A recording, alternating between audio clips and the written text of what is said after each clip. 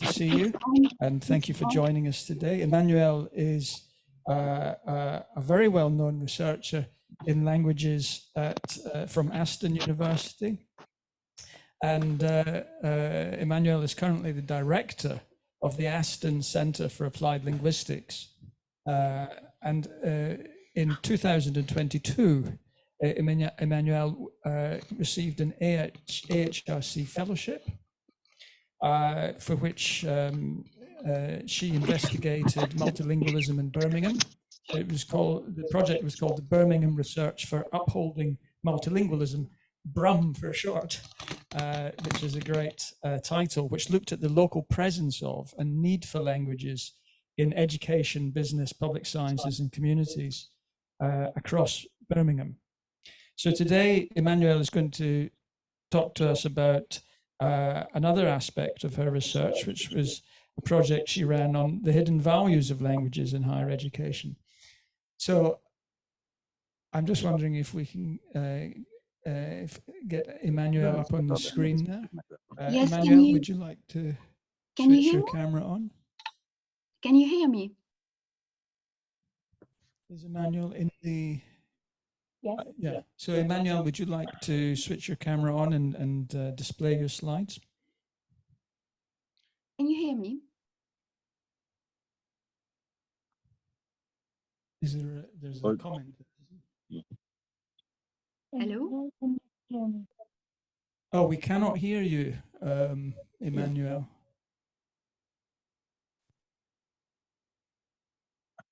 So are you, Emmanuelle, if you're able to hear us, could you let us know through the chat?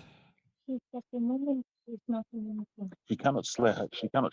She went out. Well, she says, I cannot share my slides. Okay. So then she's there.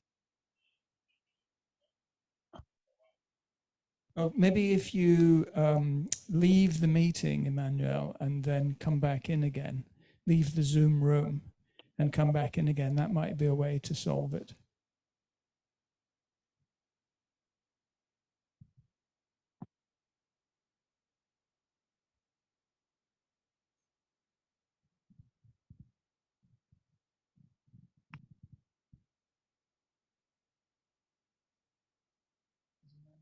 Yes.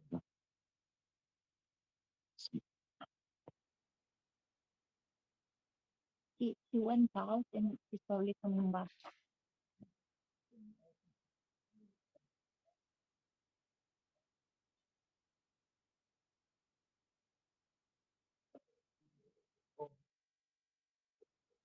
I'll just check.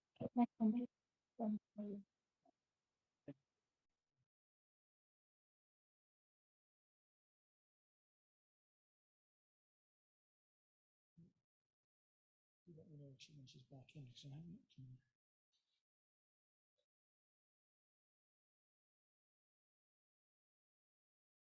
Can't see. Right. Oh, hello, Emmanuelle. Hello. We can see you now. Can you hear me as well? Yes, yes, we can hear you. Not very loudly. Oh, okay. My sound is maximum, so okay. I'll try to speak up then. Or maybe if you, yes, that was very clear there. Well, I was shouting. well, we can hear you. So thanks again. It's great that you've been able to join us today, Emmanuelle. And over to you for your talk about the hidden values of languages. Okay, can you see my screen? Yes. Excellent. Now I cannot see you at all. So if you're trying to make signs, I will be unable to react because I only see my screen. So I'd like to start by thanking the organizers for inviting me and also for accommodating me, because it was really a narrow window of opportunity. We came back last night from Belgium. We were there because my son attended a summer camp in French, because I was getting a bit worried that he would start speaking French as a middle-aged female professor. So we sent him to a camp and it worked. For the last week also, he's been saying things such as "t'inquiète," and he's has even learned the wesh word, which, if you know French, is very much associated with inner city French. So mission accomplished. I'd like also to apologize because I will have to leave just after my talk to attend our graduation ceremonies. So thank you for accommodating me for that very short period I had to be with you. I'd like to maybe follow on a little bit in Thomas' steps, although I'm sure my talk cannot be as brilliant as his, but there is very much a kind of autobiographical dimension in what I'd like to share with you today. So I will give you to start with some background about this talk. And as Derek has mentioned, I was fortunate to be one of the 3 AHRC fellows for the future of language research last year. And my research, and then he stole my thunder, because yes, I had that idea of Brum, and then I had to invent a title to fit with my Brum ID. So my research was about basically the presence of and the need for languages in Birmingham in different sectors. I must say also that this application to the fellowship was in a very specific set of circumstances. And some of you may know that in spring 21, the then VC of Aston University decided that basically Aston didn't need languages anymore. So at the time I applied, I was at risk of redundancy, and this has obviously had an impact on the way I looked at the study, because I knew very well from that situation, local situation, that all those arguments we know are true and we share in our enlightened circle about the value of languages, while they had proved very little value in our argument to try to convince the VC that languages were important for the university.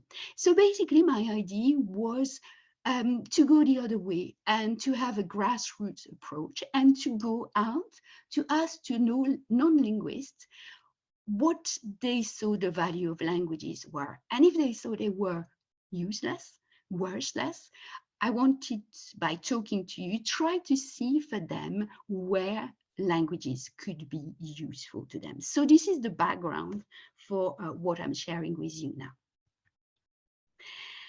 Well, given the circumstances, I have become very good at seizing every single opportunity to promote languages in my local situation. And I happen to be the EDI, so Equality, Diversity, Inclusion representative for my department on college level. And last year, we were discussing about activities we could have to celebrate EDI Week.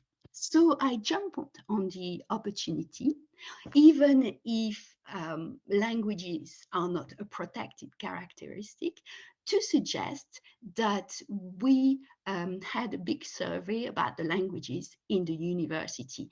And to my amazement, they thought it was an actually great idea. So they supported me in running that big survey.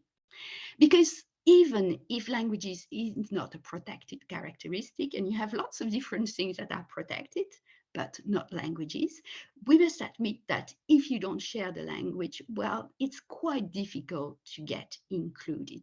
And also languages and their variety contribute to a community's diversity. So this is how I managed to get through in a less than auspicious circumstances for languages at Aston. So let me tell me a bit more about the Aston Languages Survey as it was marketed. I will tell you a little bit about the participants and also about the things that we try to achieve through the survey. So basically, there were some personal questions about the profile of participants.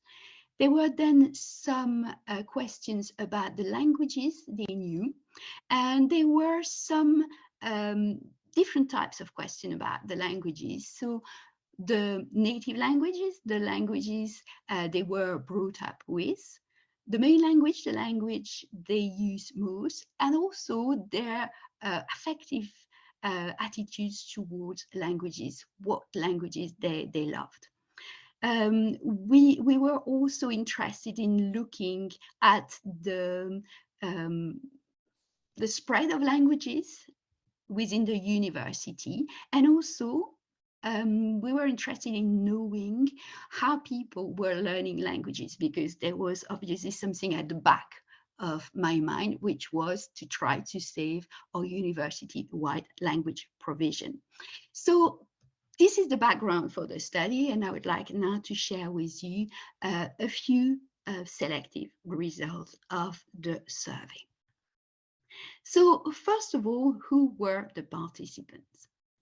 Well, the population was not that big, 264 people, but it was nicely distributed between staff and students. So they were almost equally represented. So we had a wide selection of different categories that we have, so that people could be identified as precisely as possible. You can see that they were mainly representative from the College of Business and Social Sciences, which is the college within which I am and within which the survey was most advertised, although it was also advertised at university level. So there is obviously a first bias there. Let us see now the languages of the participants. So I must say that there is another bias here, is that people who spare a little bit of time to answer a survey about languages also have an interest to some extent in languages. So the cohort that contributed to the survey was very markedly multilingual, almost 90%. Only 31 people declared that English was their native language and that it was the only language they spoke, used, or understood. But even that needs to be taken with caution, because among those people who claim to be a solely speaker of English, a lot had some linguistic skills that could come through the analysis of the rest of the answers. So they had one or several school languages. Some had knowledge of heritage languages, which in Birmingham are mostly Southeast Asian languages, and others had acquired some notions of languages through their life journey, so maybe spending time for work or study in a different country. In fact, only half of that allegedly monolingual group was effectively monolingual. So even there, we can see that there is more languages in us than we care to admit. Now, let us see the languages that participants claim to be their native language. And there you can see that there is quite a variety. There won't be enough time to read and look at all those languages, but obviously, as expected, we can see that English is the most frequently spoken languages. Almost a third of the participants give that as their main language. But you can see also that some of the languages here on the screen has got a plus. So that was for people who spoke that language plus one or several other languages. And if we look at that, what we had is 76 language combinations. So we had people speaking 40 different single native languages, but we had also 36 different multiple combination. For example, people speaking, well, let's say French and English, like me, and other languages, maybe, but not to the same level. And then you had people speaking maybe English and Hindi, for example. So there was a great variety of language skills that participants had acquired through their own personal circumstances, their life journey. So we had 110 people who claimed to be native speakers of English, and then we had another 27 who had English plus another languages.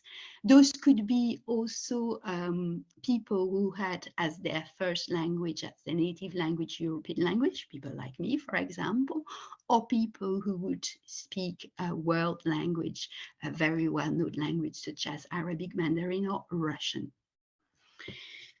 There were lots of people with multiple languages. They could be indigenous language, so people seem to be quite attached to their Welsh, not so much Scots around here. We are a bit too far, maybe.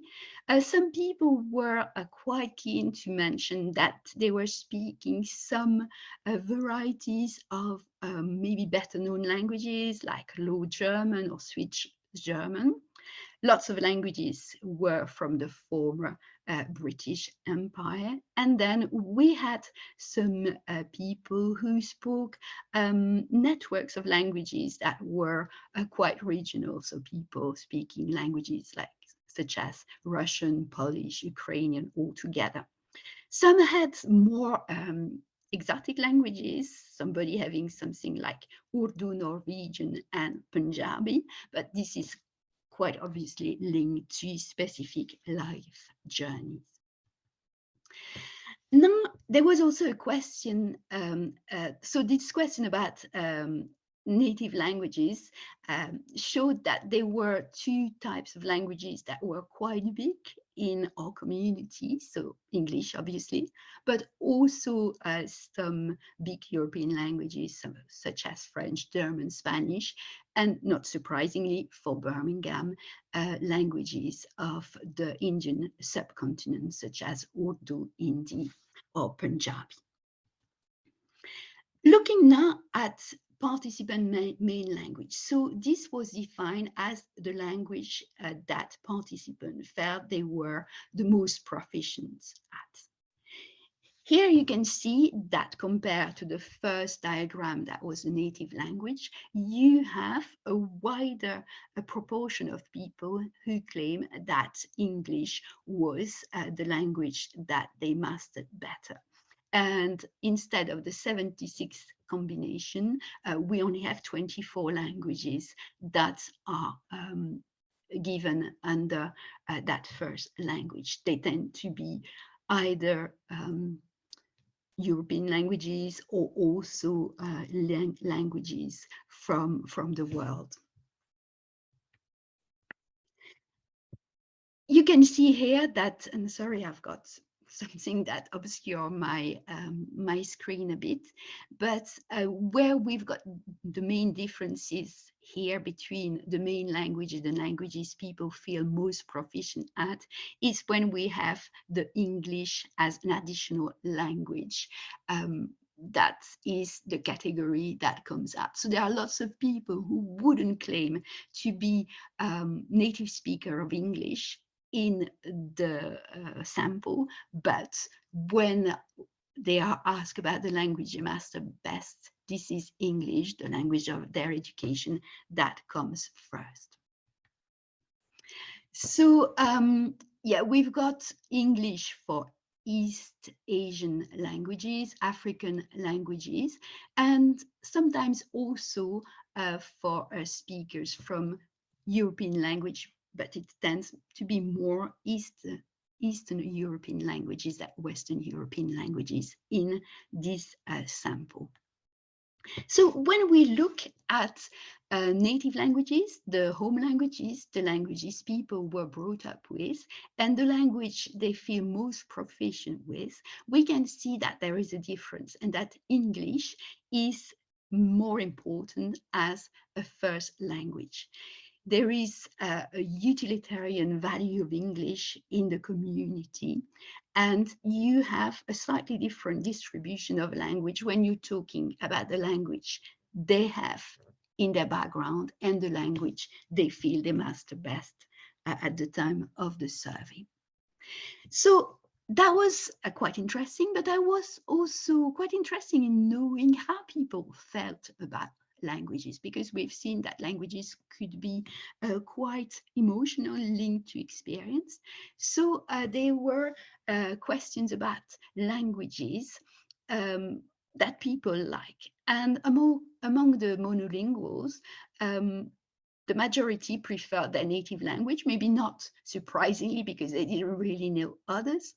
But you also have people who like their language together with another one. What was quite surprising for me is that when people were native multilingual, so when they claimed that they were brought up in more than one language, it was the weak languages that seem to be the one people were most attached to. So for example, a Russian and Tatar speaker prefer his or her, I don't know if it was a his or her, let's say their weaker language. For young people, students coming from heritage backgrounds who spoke other languages like Urdu at home, it was very close to their heart. Languages are a very emotional thing, because even if we had people who said, oh, I don't have a favorite language, well, I love them all, or this is not relevant, you had people answering, well, it's hard to choose, but. So it seems that there was always a language people had a soft spot for. And funnily enough, it was not very often English. Because if you look at people who prefer another language other than their own native language, you can see in red that there was quite a big proportion of the English speakers, actually more than a third, who had another language that they consider closer to their heart than English. So English is very useful, but English seems to be a little bit of a necessity more than a hard choice. I asked participants also about their preference for languages. So for some of them, they gave pragmatic reasons. So this is my favorite language because this is the one I master better. I can express myself better, so that's good. Or it is my preferred language because it's useful. It's an international communication language. Some of them had aesthetic reasons. So for example, there were some trends for Romance languages that was nice sounds that were favored. When people knew some languages with non-Latin script, they quite like the exotic writing. And then there were some languages that were closely associated with culture, like French, Italian, Japanese. Manga seemed to be a big hit with students. There were also some affective reasons. So it was the link to their roots, the family language, or also happy memories, the fact that people had at some point when they were young spent time abroad, and it brought back lots of nice association. So there were also finally some religious affiliation languages were dear to people because of their connection with religion. So this is what happens in the sample. This is how people perceived their own link with languages. Let us now look at the languages that people learn. So what are the language skills? So I asked people to rate their language skills. Obviously, it's self-report. So we know that self-report is fraud, and there are lots of problems with that, but better than nothing. So let us look at what we had. So we have already seen the strongest language, where English is obviously dominant. And for the first and second language, there were obviously some strong language, so languages that are widely spoken, that came across as the first one people elected. When we were moving to further languages, so when we were going to the third, fourth languages, it was quite clear that there were school languages that came. So there was quite a big proportion of French, German, and Spanish, French in blue, Spanish in gray, German in orange. So there is still an influence of the languages that we learn at school. It was still the case for the fourth language, but there was more diversity, and people mentioned languages that were a bit more exotic, less well-known, and that were related to their life journey. When we move to the last fifth and sixth languages, oops, sorry, I've been too quick.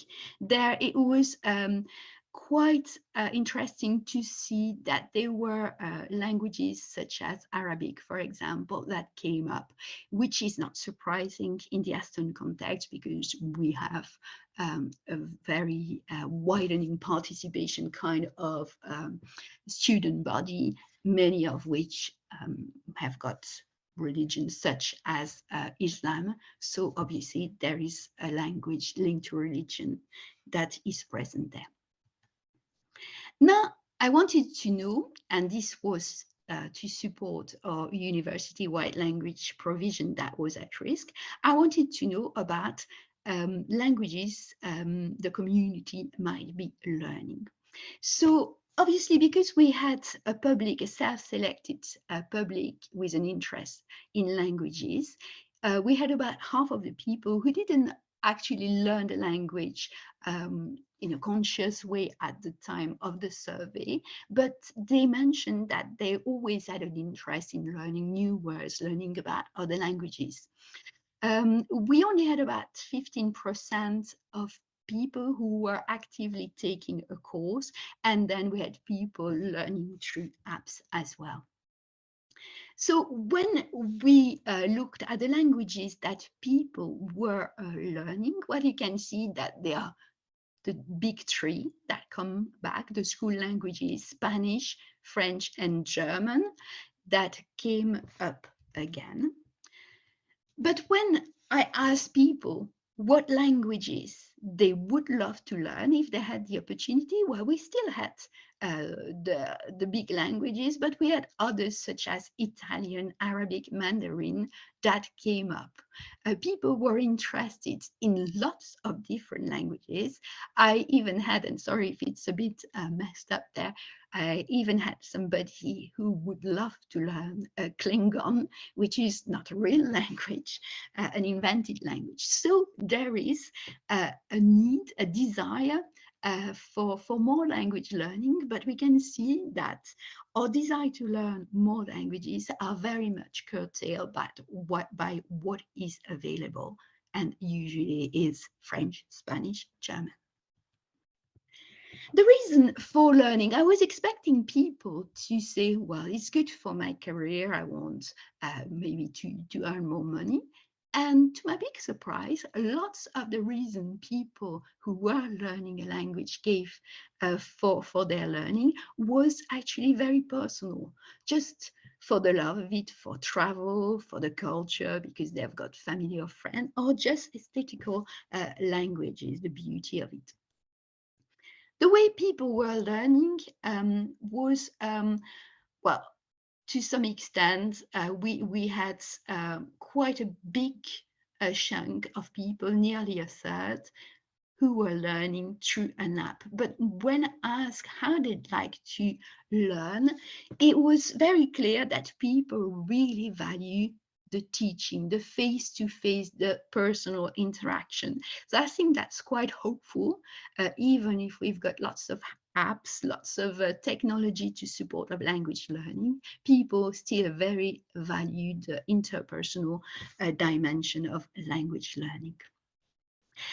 That was the main trends of the survey. And then there was a second part to the research, which was focus group. At the end of the survey, people were invited to volunteer through a separate link to take part in focus groups. So we had focus groups that were run the following months with research, teaching, and professional staff, and with students, both postgraduate and undergraduate. The undergraduate students were surveyed a bit further later on, because everything had been delayed by the strikes we had last year, as we had this year, and many years now. So we did it in June. The focus groups were semi-directed interviews where people were very much invited to come with their own ideas and to volunteer thoughts.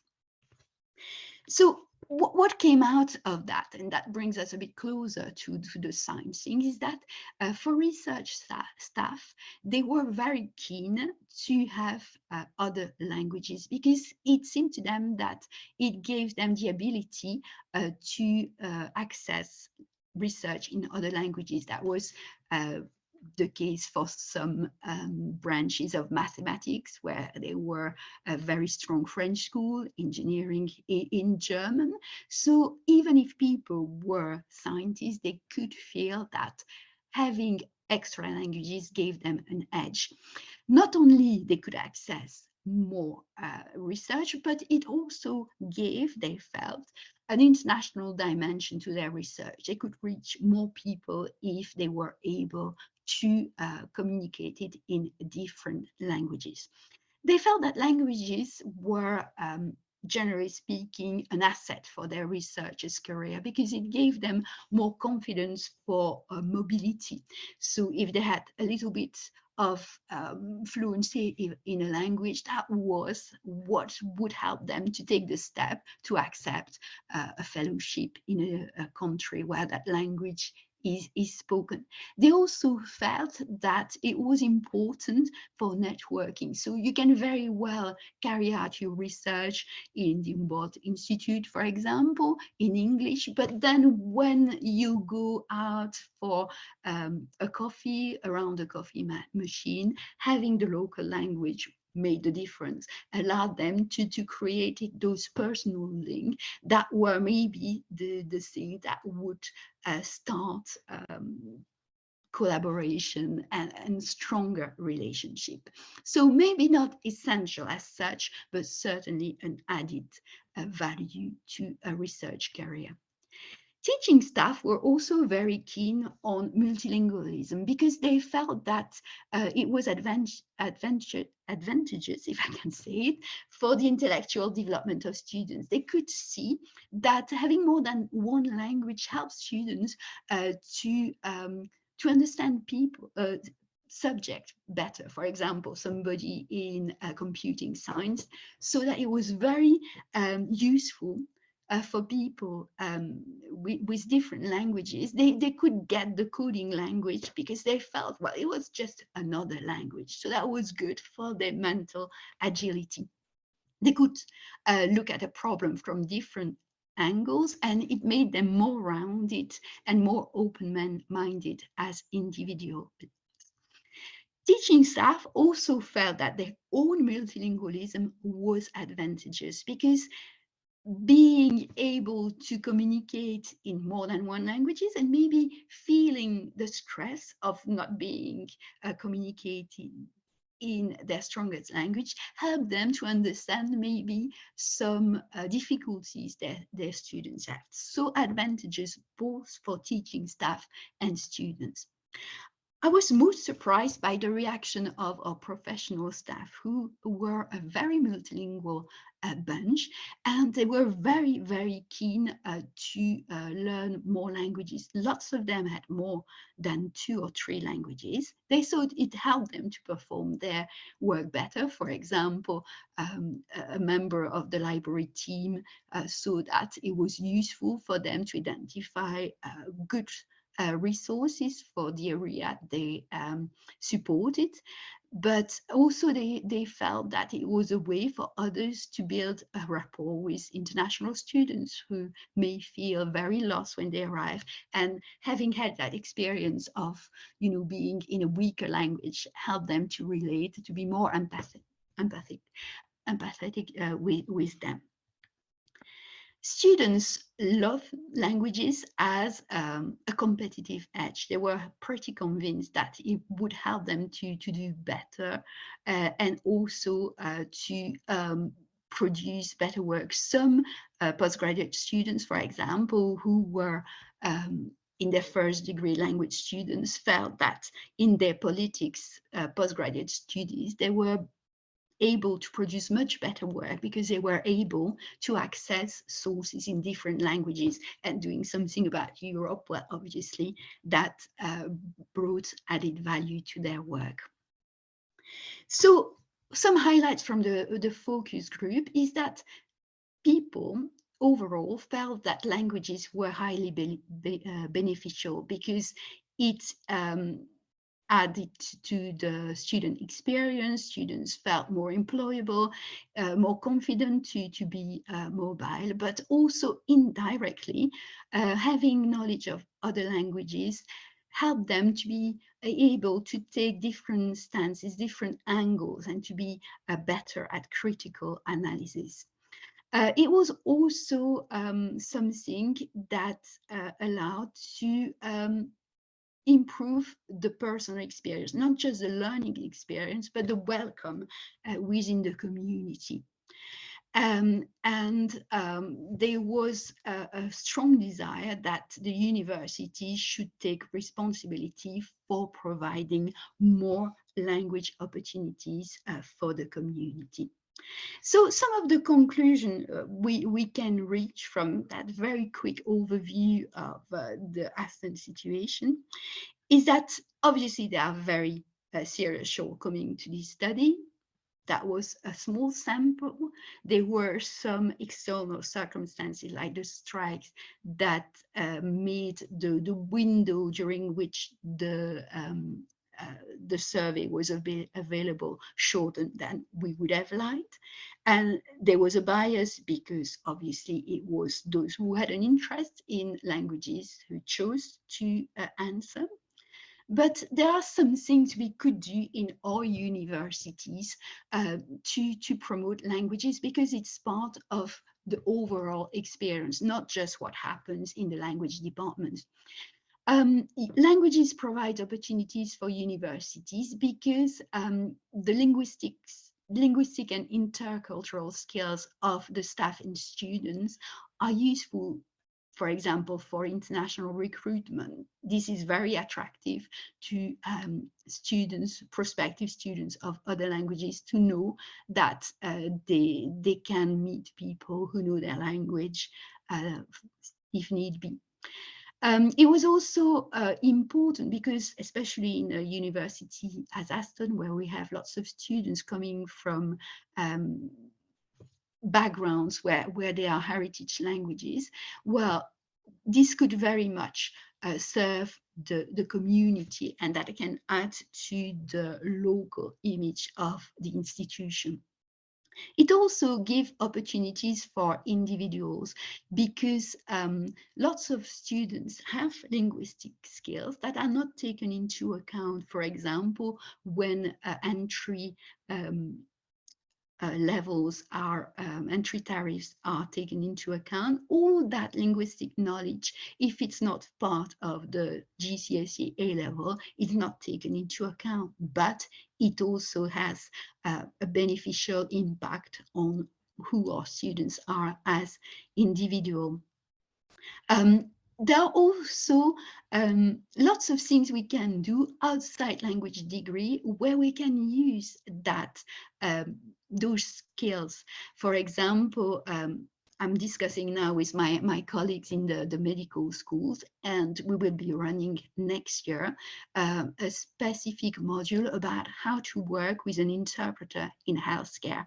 So the fact that our students have got extra languages, it helps us to basically take the position of those people who access healthcare without having good English and understand the kind of difficulties they may encounter.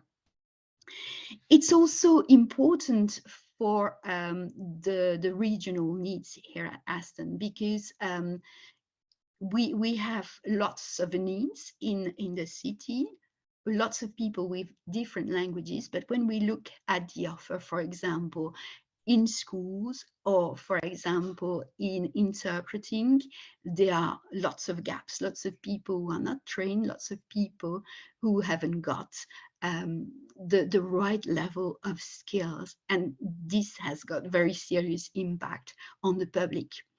So there are lots of things we could do through programs such as Languages for All to widen access to languages, because in our schools there are fewer opportunities nowadays to learn languages because there are not enough staff, not enough teachers, and then we have all those linguistic skills that are not exploited or not developed. So there is a lot that could be done there. So we need also to recognize that multilingualism has got lots of added advantages. For example, in easing interpersonal relationship, you don't need to be fluent, but maybe being able to say a few words in a language can make the difference for inclusion. Because if you talk to a man in a language he understands, this goes to his head. But as Nelson Mandela said, if you talk to him in his language, that goes to his heart. So that was what I wanted to share with you, and I thank you very much for listening.